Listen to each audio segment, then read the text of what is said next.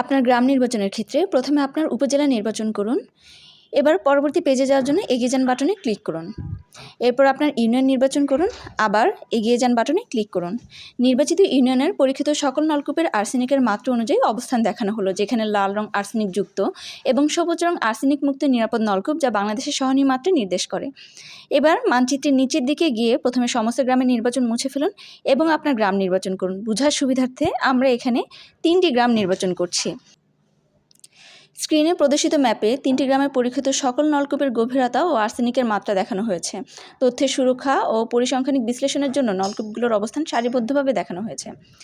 পরীক্ষিত নলকূপের আর্সেনিকের মাত্রার ফলাফল গভীরতা অনুযায়ী 3টি ক্যাটাগরিতে দেখানো হয়েছে। একটি গ্রামে লাল রঙের টিউবওয়েলের সংখ্যা বেশি আছে, অন্যগুলোতে কিছুটা কম। 150 ফুটের কম গভীরতায় একটি গ্রামে লাল রঙের টিউবওয়েলের সংখ্যা বেশি আছে, যা স্বাস্থ্যের জন্য মারাত্মক ঝুঁকিপূর্ণ। আবার 150 থেকে 300 ফুট গভীরতায় লাল রঙের টিউবওয়েলের সংখ্যা অনেকটা কমে গেছে।